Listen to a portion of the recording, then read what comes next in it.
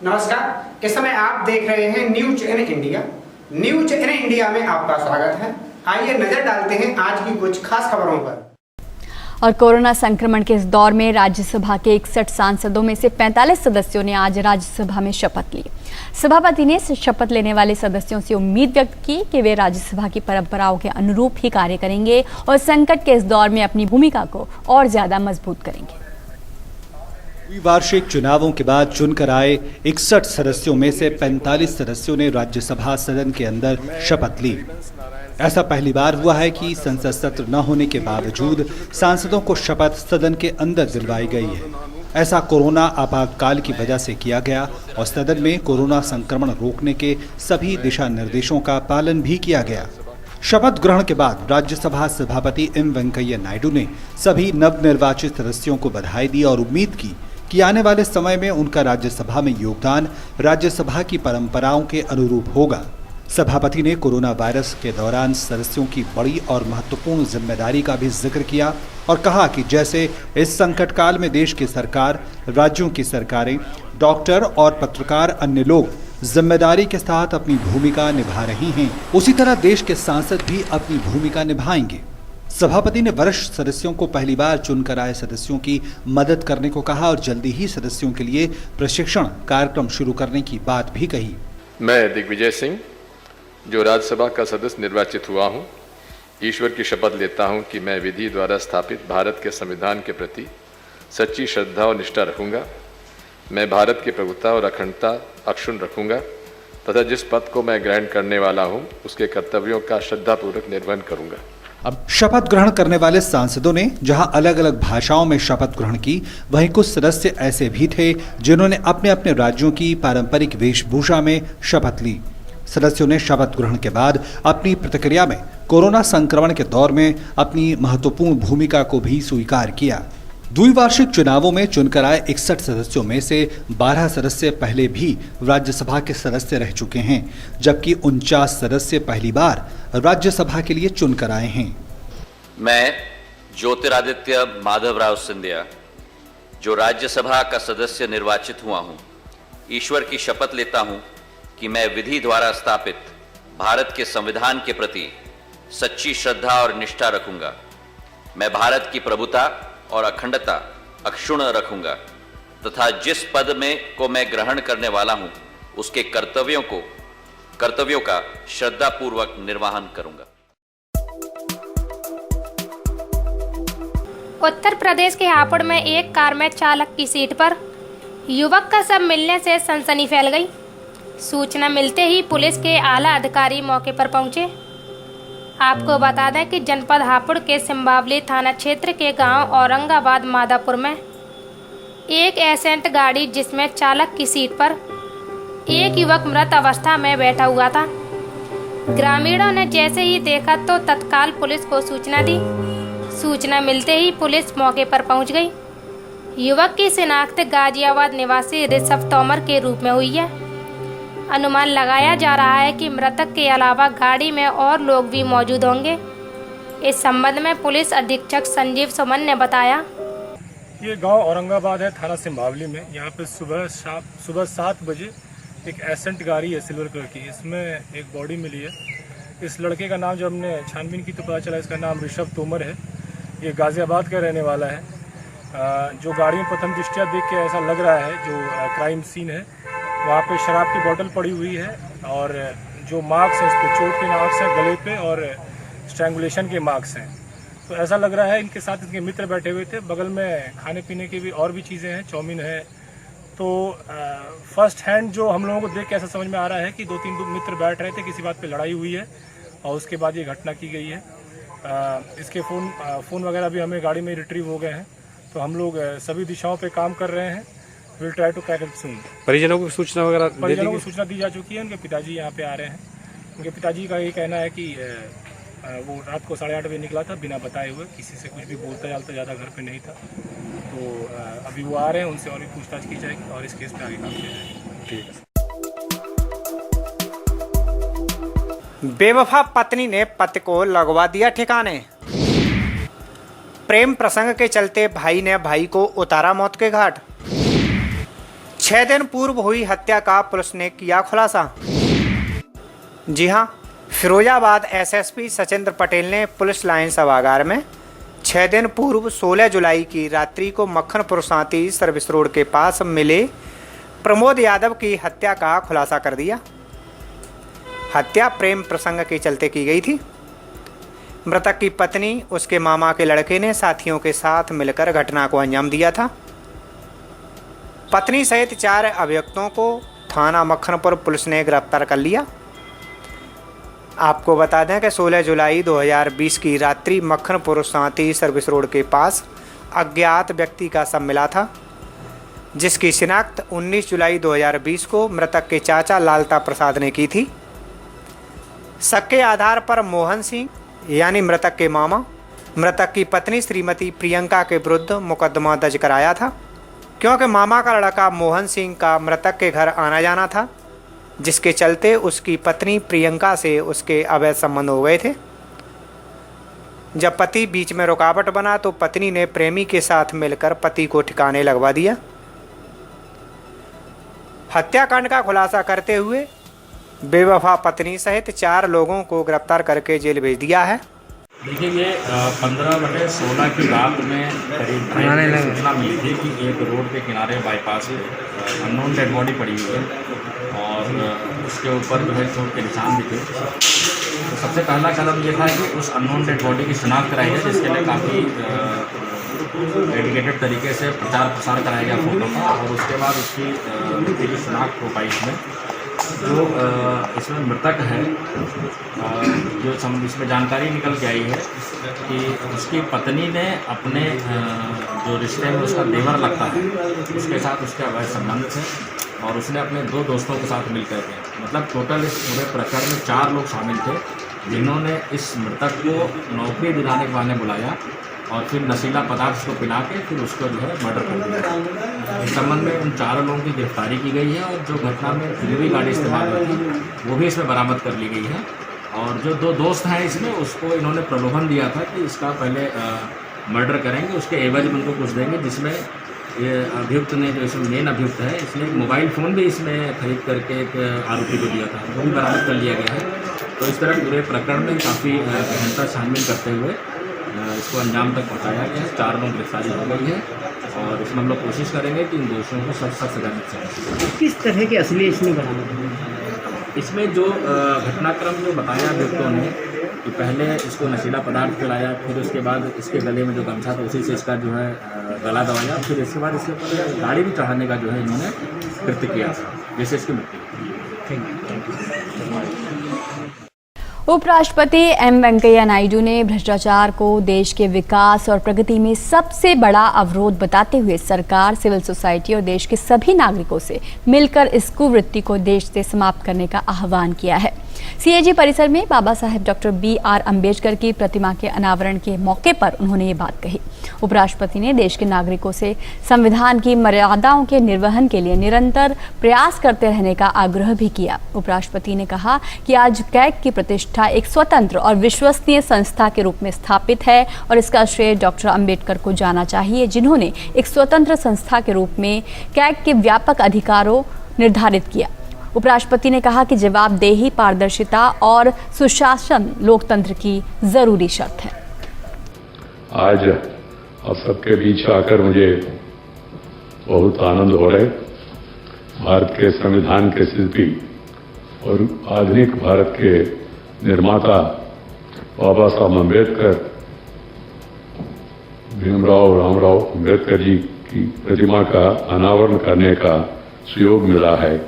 इसके कारण से मुझे बहुत प्रसन्नता है। डॉक्टर अम्बेडकर जी बहुमुख प्रतिभा के धनी थे। एक दूरदर्शी राजनेता, विचारक, महान विद्वान, विधिवेत्ता, अर्थशास्त्री, लेखक, समाज सुधारक और एक उदार मानवतावादी थे। भारत के संविधान के निर्माण में उनका महत्वपूर्ण योगदान तथा विषम परिस्थितियों में देश का मार्गदर्शन करने के लिए राष्ट्र अपने इस मूर्धन्य नायक के प्रति सदैव कृतज्ञता रहेगा। आज हमारे संविधान की गणना विश्व के सबसे विशुद्ध विधानों में होती है, जिसमें समय समय पर जरूरत के अनुसार संशोधन भी दिया गया है। राजस्थान के बहुचर्चित और भरतपुर के राजा मानसिंह हत्याकांड में 14 आरोपियों में से 11 को दोषी ठहराया गया है, जबकि 3 आरोपियों को बरी कर दिया गया। बुधवार को मथुरा की जिला जज साधना सिंह दोषियों पर फैसला सुनाएंगी। 35 साल पुराने इस मुकदमे की सुनवाई के लिए राजा मानसिंह की बेटी दीपा सिंह, उनके पति विजय सिंह मथुरा कोर्ट पहुंच गए थे। राजा मानसिंह की बेटी दीपा कौर ने अदालत के फैसले पर खुशी जताई। 1985 से 21 फरवरी को स्वर्गीय राजा मानसिंह की हत्या हुई। इस टाइम पे कांग्रेस की सरकार थी। इससे मैंने अभी एक बाइट दे दिया। मैं विजय सिंह से कहूँगी 21 फरवरी 1985 को पुलिस एनकाउंटर में राजा मानसिंह की उस समय मौत हो गई थी, जब वह चुनाव प्रचार के दौरान डींग अनाज मंडी में थे। उस समय मुख्य आरोपी डीएसपी कान सिंह भाटी समेत 14 पुलिस वालों को फर्जी एनकाउंटर का आरोपी बनाया गया था। भरतपुर के राजा मानसिंह और 2 अन्य की हत्या के मामले में 11 पुलिसकर्मियों को दोषी करार दिया गया है। SHO बीरेंद्र सिंह, सुखराम, जगराम, जगमोहन, पद्माराम, हरि सिंह, शेर सिंह, छत्तर सिंह, पद्माराम, रवि शेखर, इन सब लोगों को कस्टडी में ले लिया गया है और सजा के प्रश्न पर कल बहस होगी। तो 11 लोगों 148, 149, 302 लोग बरी हुए हैं। रवि बरी हुए हैं, जिन पर GD का कागजों पर हेरफेर का आरोप था। उन लोगों को न्यायालय ने बरी किया है। 3 लोगों को हरि किशन GD लेकर और साहब कान सिंह सिरवी और गोविंद राम जो बरी किए गए उनके लिए हाईकोर्ट में जाकर ये इस पर विचार CBI के साथ बैठ के बाजी के साथ बैठ कर विचार किया जाएगा। उसके बाद 21 फरवरी 1985 को हुए इस बहुचर्चित हत्याकांड की सुनवाई के दौरान 1700 तारीखें पड़ी और 25 जिला जज बदले गए। वर्ष 1990 में ये केस मथुरा जिला जज की अदालत में स्थानांतरित किया गया। 35 साल बाद 21 जुलाई 2020 को राजा मानसिंह हत्याकांड में निर्णय हो सका है। वादी पक्ष के अधिवक्ता ने बताया कि अब तक 8 दफ़ा फाइनल बहस हो चुकी है और 78 गवाह पेश हुए, जिनमें से 61 गवाह वादी पक्ष के और 17 गवाह बचाव पक्ष ने पेश किए। 20 फरवरी 1985 यानी एनकाउंटर से एक दिन पहले तत्कालीन मुख्यमंत्री शिवचरण सिंह माथुर ने राजा मानसिंह पर अपनी जोगा गाड़ी से हेलीकॉप्टर और मंच तोड़ने का आरोप लगाया था। इसे लेकर राजा मानसिंह के खिलाफ 2 अलग अलग मुकदमे दर्ज किए गए थे। घटना के समय राजस्थान में कांग्रेस की सरकार थी। एनकाउंटर के बाद CBI ने इस मामले में DSP कान सिंह भाटी समेत 14 अन्य पुलिसकर्मियों के खिलाफ आरोप पत्र दाखिल किया था। पुलिस का कहना है कि उन्होंने आत्मरक्षा में गोली चलाई, जबकि परिजनों के अनुसार फर्जी एनकाउंटर बताया गया। राजा मानसिंह जी, उनके साथ साथ ठाकुर सुबेर सिंह, ठाकुर हरि सिंह जी की हत्या करी गई थी। उसके बाद में सबसे पहले राजा मानसिंह जी के दामाद विजय सिंह जी की तरफ से FIR दर्ज करी गई, जिसका नंबर 38/85। 28 फरवरी में इसकी जांच CBI को सौंपी गई और जुलाई 1985 में CBI द्वारा चार्जशीट दाखिल करी गई, जिसमें कान सिंह भाटी एवं अन्य 17 पुलिसकर्मियों को आरोप पत्र देकर दाखिल करा है। इस केस की पैरवी जयपुर सेशन कोर्ट में शुरू हुई और प्रोसिक्यूशन की तरफ से इसमें 61 गवाह और डिफेंस की तरफ से 17 गवाह दर्ज थे। 17 दिसंबर 1990 में राजा मानसिंह जी की बेटी कृष्ण कौर दीपा जी के तहत सुप्रीम कोर्ट में अर्जी लगाई गई, जिसपे सुप्रीम कोर्ट द्वारा आदेश दिए गए और जयपुर सेशन कोर्ट से इसको मथुरा सेशन कोर्ट में इसको ट्रांसफ़र करा गया। सन 1990 से लेकर आज तक इस केस में लगभग 1700 से ऊपर की तारीखें लग चुकी थी और 8 बार फाइनल बहस हो चुकी थी। सीबीआई की तरफ से पूर्व में जो अपने पक्ष की तरफ से जो वकील जो दलील पेश करते थे और वर्तमान में 2013 से विपिन कुमार जी, इन सब का मैं तहे दिल से धन्यवाद देता हूं कि इन्होंने पूरा समय और इस केस में अपना पूरा सहयोग दिया है। साथ ही सीबीआई की तरफ से असिस्टेंट और इंस्पेक्टर्स हाल में नीरज मलिक जी, जिनका भी हम सब राज परिवार की तरफ से धन्यवाद और आभार करते हैं, जिन्होंने इसमें पूरा सहयोग करा है। निजी स्तर पर इस केस की पैरवी को मथुरा में पूरे बारीकी से देख रेख में कर रहे नारायण देव जी का भी, नारायण सिंह जी का भी, राजा मानसिंह जी के परिवार सदस्य आभार और धन्यवाद व्यक्त करते हैं। उन्होंने पूरा समय दिया है। देश के दूसरे चंद्रयान मिशन चंद्रयान 2 के लॉन्च की आज पहली वर्षगांठ है। पिछले वर्ष 22 जुलाई को चंद्रयान 2 को रॉकेट GSLV Mk3M1 के जरिए लॉन्च किया गया था। चंद्रयान 2 20 अगस्त को चंद्रमा की कक्षा में पहुंच गया था। इसरो का कहना है कि चंद्रयान 2 पर सभी 8 पेलोड अच्छा प्रदर्शन कर रहे हैं। चंद्रमा की सतह और ध्रुवीय कवरेज की वैश्विक मैपिंग मिशन योजना के अनुसार की जा रही है। चंद्रयान 2 पेलोड से व्यापक डेटा प्राप्त कर लिया गया है और ध्रुवीय क्षेत्रों में जल बर्फ की उपस्थिति, एक्सरे आधारित और इंफ्रारेड स्पेक्ट्रोस्कोपिक खनिज जानकारी, साथ ही मध्य और उच्च अक्षांश उपस्थिति के लिए मापदंडों को प्राप्त किया जा रहा है।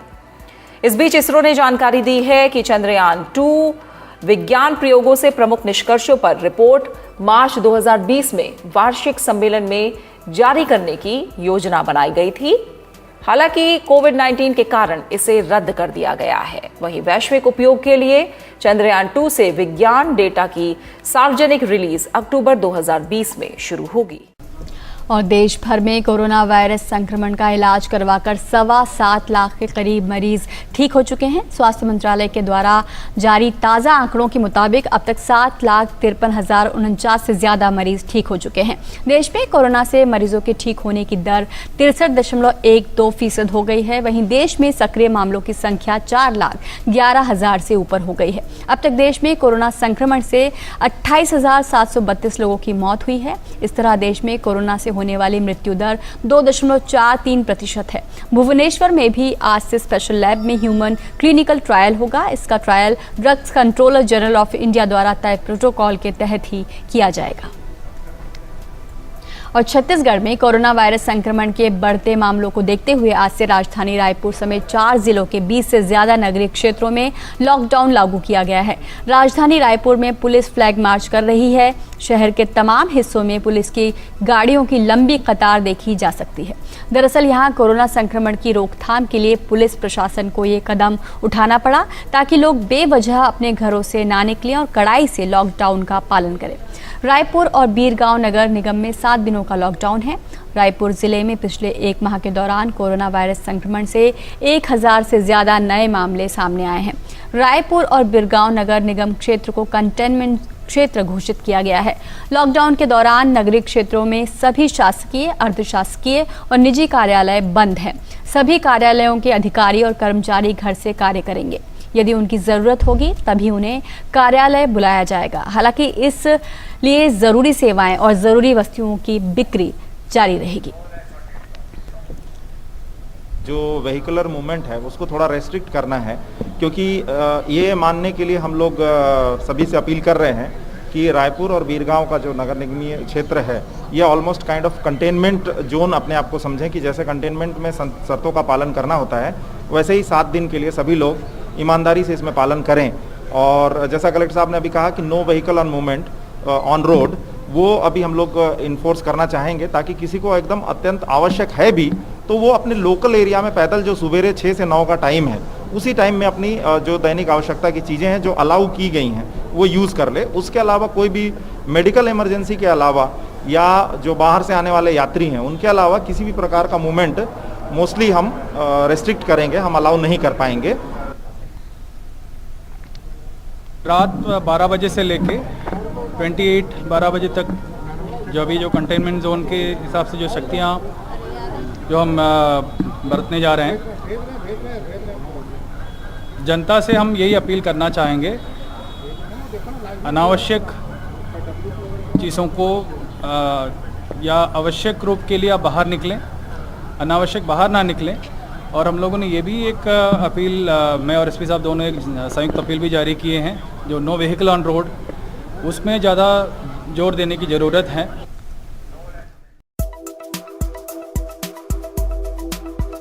हरियाली तीज पर हुई झमाझम बारिश के चलते लोगों ने जहां राहत की सांस ली, तो वहीं बारिश के बाद हल्की हवाएं चलने से लोगों ने गर्मी से राहत महसूस की। वहीं जलभराव के कारण लोगों को मुसीबत का सामना करना पड़ा। मथुरा जनपद में हुई बारिश के कारण जनजीवन को अस्त व्यस्त कर दिया।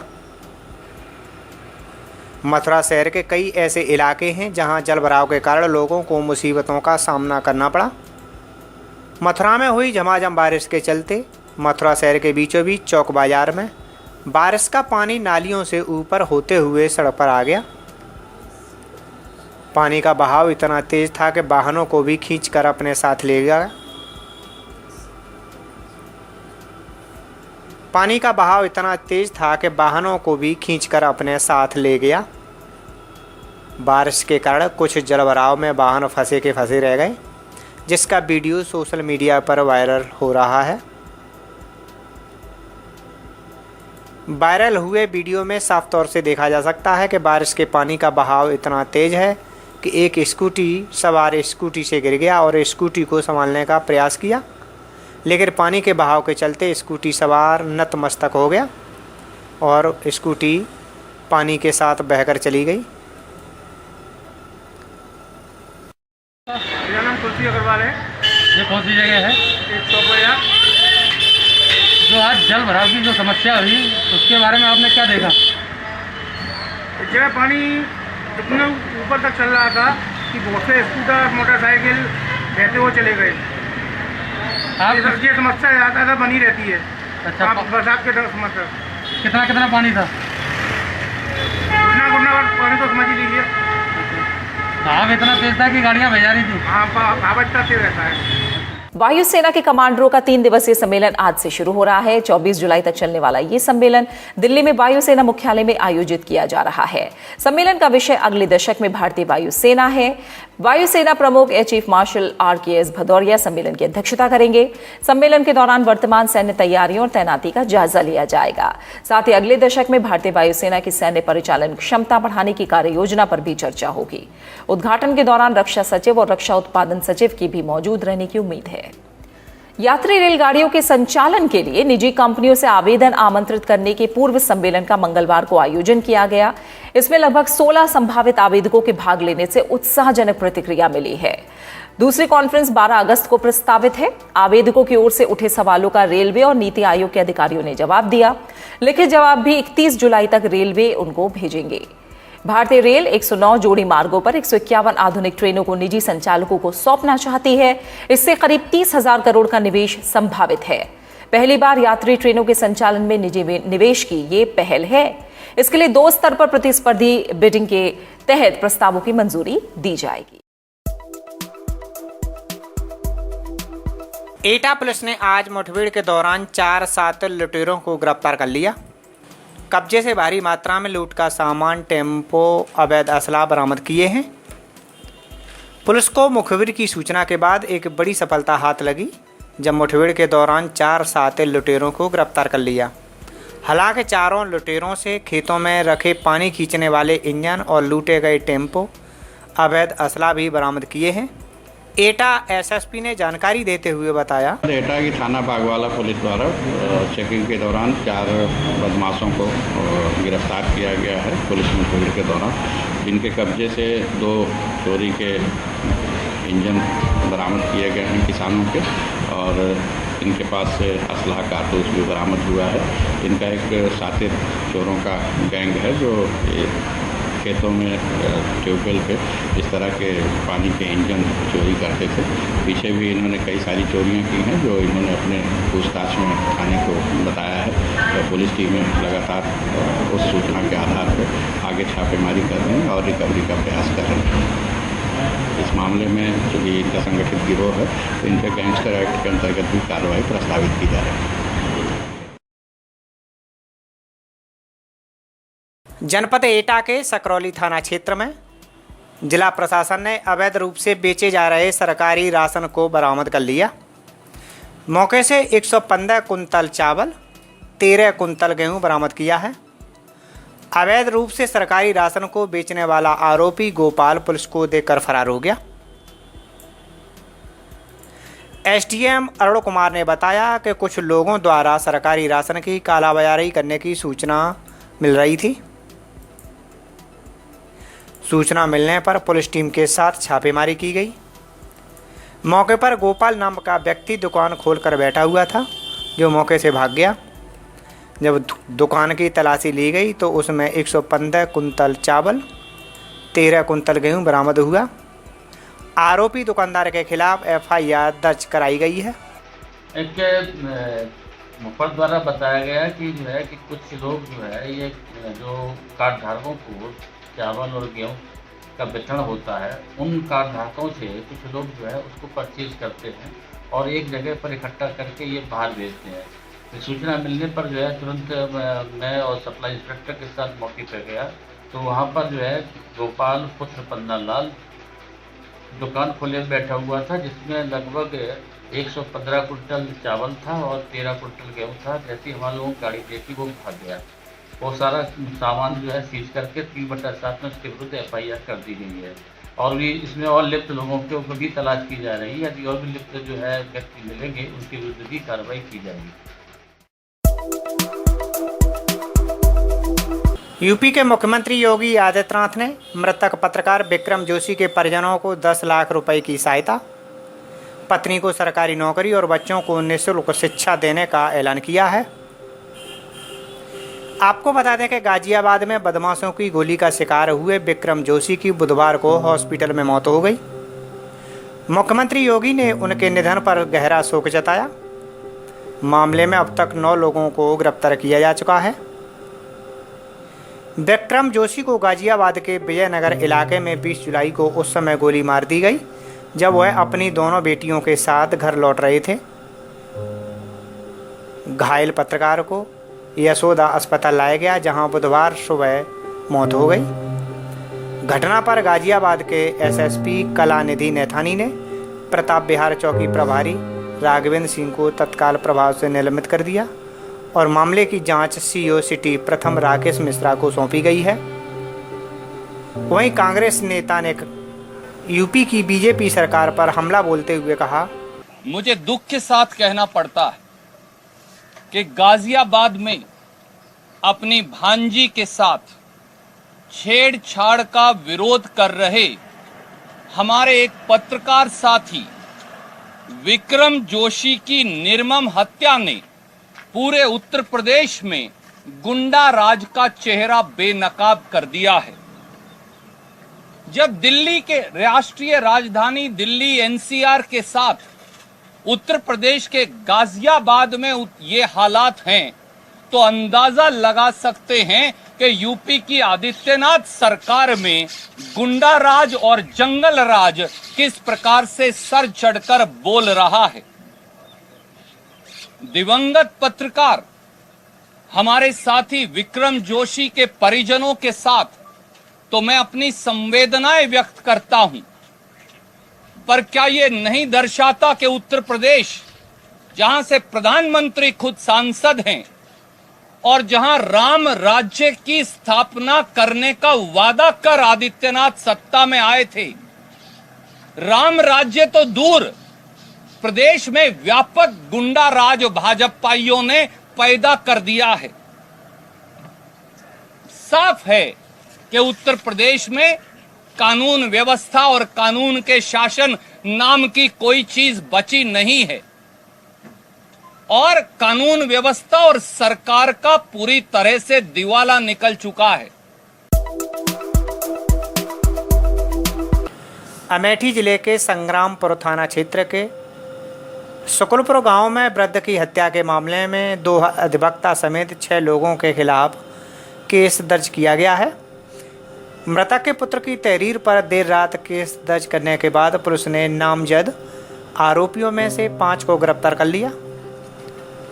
पुराने जमीनी रंजिश विवाद को लेकर संग्रामपुर थाने के शुक्लपुर निवासी 56 वर्षीय राजेंद्र प्रसाद मिश्र की उनके पड़ोसी परिवार के 6 लोगों ने लाठी डंडों लोहे की रॉड से पीट कर हत्या कर दी थी।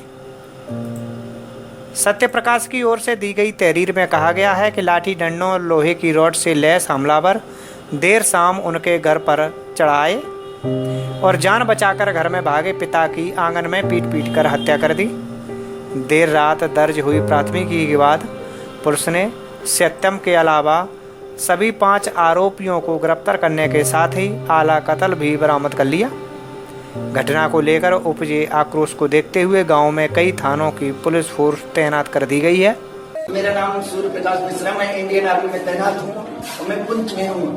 क्या समस्या? आज हम घर पे नहीं थे, हमारे पिताजी को मार दिए हमारे पड़ोसियों ने, घर में घुस के धारदार हथियार से मार के लिटा दिए और महिलाओं को भी मारा। हमारे घर में कोई था नहीं सर। क्या विवाद ही था कि हमारा दीवार प्लास्टर हो रही थी, उसके बीच में कोई था नहीं। उसी बीच हमारे पड़ोसी 6-7 लोग थे, अशोक कुमार, वागीश कुमार, चंद्रमान, गौरव, सत्यम। पुलिस ने कोई कार्रवाई नहीं किया। पुलिस ने इसके पहले भी काफी बार विवाद हुआ, पुलिस को पहुंच दिया गया, लिए नहीं, कोई सूचना नहीं हुई, कुछ हुआ नहीं साहब।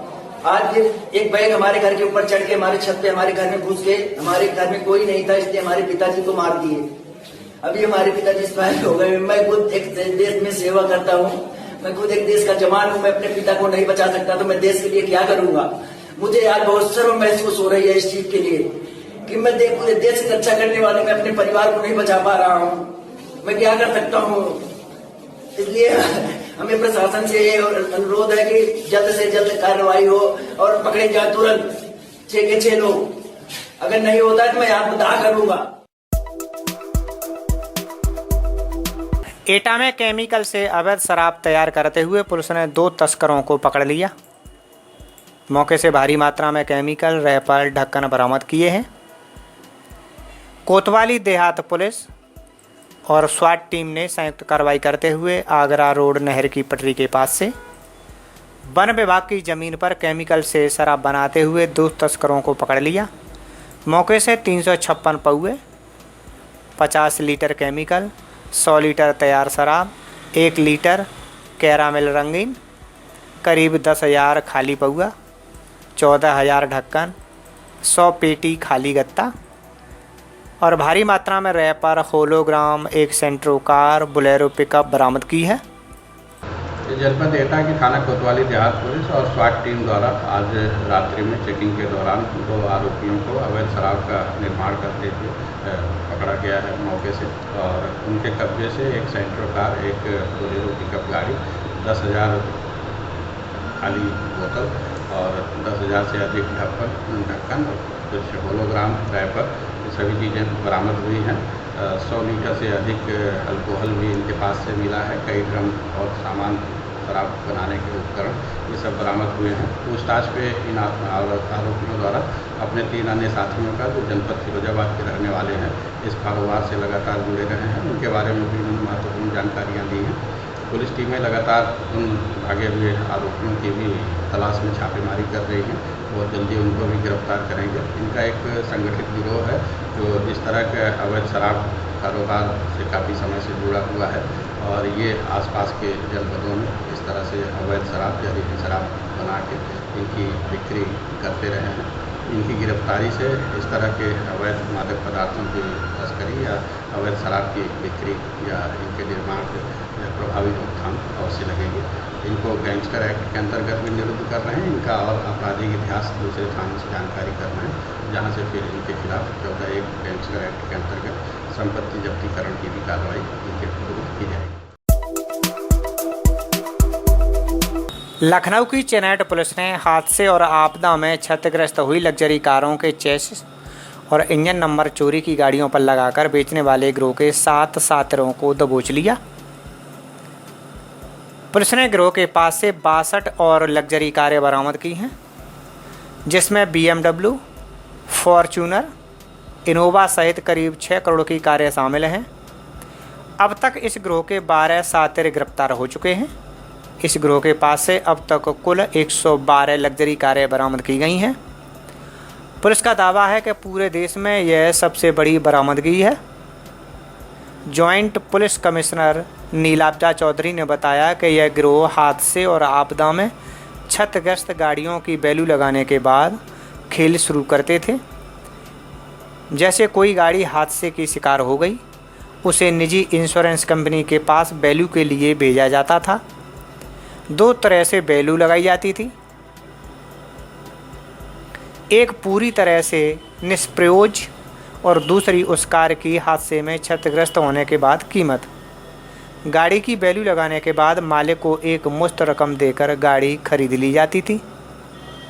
डीएसपी पूर्वी ओमेन वर्मा के मुताबिक 15 जून को चेनाइट पुलिस की चेकिंग के दौरान एक I-20 कार छोड़कर कुछ लोग भाग गए। जब सही चेसिस नंबर जांच की गई तो असली मालिक का पता चल गया। ये गाड़ी 5 जून को गोमती नगर से चोरी हुई थी। इसका मुकदमा दर्ज था। इस दौरान पुलिस ने चोरी की 50 गाड़ियों के साथ गिरोह के साथियों को गिरफ्तार कर लिया। इसी जांच के दौरान शुक्रवार को लखनऊ पुलिस को एक और सफलता मिली, जब चोरी की एक गाड़ी को बेचने के लिए कल्ली पश्चिम लाया गया था। पुलिस ने गैंग समेत 62 लग्जरी गाड़ियों को बरामद किया। पुलिस के मुताबिक पकड़े गए चोरों में कानपुर के नजीराबाद का सतपाल सिंह शामिल है, जो चोरी की लग्जरी गाड़ियों को खरीदता और बेचता था।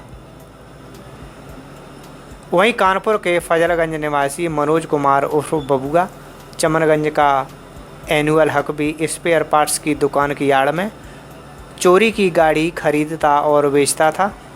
दिनांक 21/7/2020 को थाना चिनट में चेकिंग के दौरान जो वांछित अभियुक्त सतनाम को जब गिरफ्तार किया गया, उसके निशानदेही पे 5 और अभियुक्त नंबर 1 एनुल हक, विकास जायसवाल, इसरार, जियाउल हक, विनोद शर्मा उर्फ विनोद गिरफ्तार किए गए एवं उनके कब्जे से 21 वाहन, कुल 62 वाहन चोरी के बरामद हुए। अगर हम लोग पिछले बरामदगी के साथ इसको जोड़े, पिछले बार 50 वाहन बरामद किए गए थे और इस बार 62, तो कुल 112 वाहन डीसीपी ईस्ट एवं उनके टीम द्वारा बरामद किया जा चुका है। और जहां तक हम सभी के जानकारी में है कि इतनी बड़ी संख्या में वाहनों की बरामदगी कभी नहीं हुई है, किसी भी प्रदेश में नहीं हुआ है। इससे पहले 104 वाहनों की बरामदगी मुंबई पुलिस के द्वारा किया गया था, तो हम लोग उनसे 8 आगे हैं। तो लखनऊ कमिश्नरेट के ये एक बहुत बड़ी उपलब्धि है और मैं बधाई दूंगा डीसीपी ईस्ट एवं उनकी टीम को। आगे भी ये कार्रवाई प्रचलित रहेगी और हम लोग आशा करते हैं कि बहुत जल्द एक और पीसी ऐसी होगी जिसमें और बड़ी संख्या में वाहन बरामद करते हुए हम आप लोगों के सामने लाएं। देश में कोरोना के 11 लाख से ऊपर मरीज हो चुके हैं।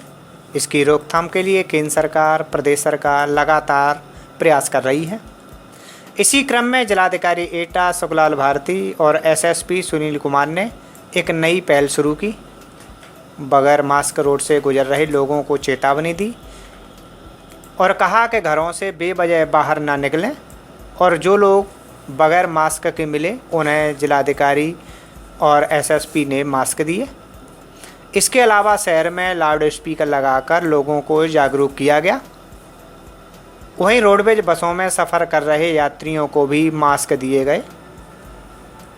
एटा में अभी तक 1000 लोगों का चालान काटकर लगभग 1 लाख से ऊपर का सम्मान शुल्क वसूला गया।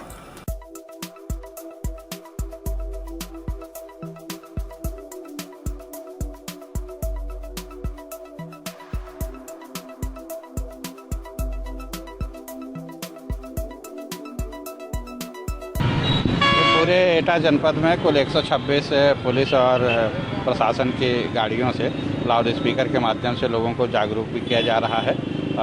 116 से अधिक प्रमुख चौराहों पे, भीड़भाड़ वाली जगहों पे लाउड स्पीकर के माध्यम से लोगों को कोरोना संक्रमण से बचाव के बारे में, मास्क धारण करने के बारे में, सोशल डिस्टेंसिंग का पालन करने के बारे में जागरूक भी किया जा रहा है। साथ में जो इन्फोर्समेंट की कार्रवाई है उसको भी हम लोग लगातार जिला प्रशासन के सहयोग से कर रहे हैं।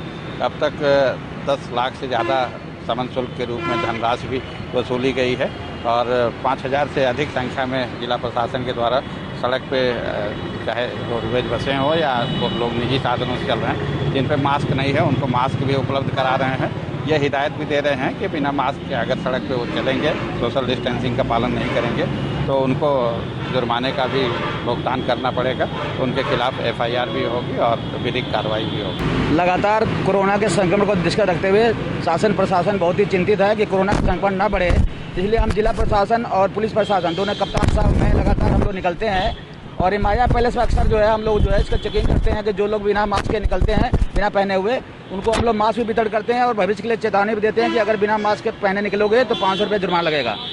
और इसके साथ साथ आप लोगों को ये भी अवगत कराना है कि कोरोना के संक्रमण को दृष्टि रखते हुए पूरे जिले में जो 96 जो हमारे कंटेनमेंट जोन बने हैं उसमें स्पेशल अभियान चला करके घर घर डोर टू डोर सर्वे करवा रहे हैं और जितने भी हमारे पॉजिटिव केस आए हैं उनके घरों के जो लोग हैं उनको तो हम लोग ने भर्ती करा दिया है, उसमें क्वारंटाइन सेंटर में कर दिया है। उसके अलावा भी जो पूरा मोहल्ला उसको हम कवर करा रहे हैं और डोर टू डोर सर्वे करा करके उसको हम पहचान करा रहे हैं कि कौन लोग पॉजिटिव हैं, कौन नॉन पॉजिटिव हैं। तो अभी हमने विशेष सर्विलांस अभियान चला करके 1666 लोगों को हमने चिन्हित किया था, उसमें से 682 लोगों का सैंपल करा दिया है और लगातार उनका घर घर जाकर सैंपल हम कराते जा रहे हैं लगातार। तो अधिक से अधिक लोगों की पहचान होगी, उसकी जांच होगी तो उससे पता चल पाएगा कि कितने लोग पॉजिटिव हैं और तत्काल उनको हम हॉस्पिटल में, कोविड हॉस्पिटल में एडमिट करा करके और उनकी जो उनका हम इलाज भी करा रहे हैं। तो ये लगातार ये कार्यक्रम चल रहा है, विशेष अभियान चला करके हम लोग पूरे जिले में चलाए हुए हैं। तो ये लगातार कार्यक्रम चलता रहेगा और लोगों को हम लोग जागरूक भी कर रहे हैं कि लोग जो है अधिक से अधिक लोग जो है उसका मास्क का प्रयोग करें, घर से बाहर निकलें तो मास्क जरूर लगाएं। और हमने बाज़ारों में अनाउंसमेंट भी कराया सभी लोगों व्यापारियों को कि अपनी दुकान पर भीड़ न लगाएं। अगर वो भीड़ लगाते हैं तो मजबूर होकर उनकी दुकानें भी हम बंद करा सकते हैं। तो उनको हम सचेत भी कर रहे हैं कि अपनी दुकान पर भीड़ न लगाइए, मास्क लगाइए और सैनिटाइजर का प्रयोग करिए। और दूसरे जो ग्राहक आते हैं उनको भी बताइए कि बिना सैनिटाइज कराए हाथ वो अपना कोई सामान भी ना खरीदा करें।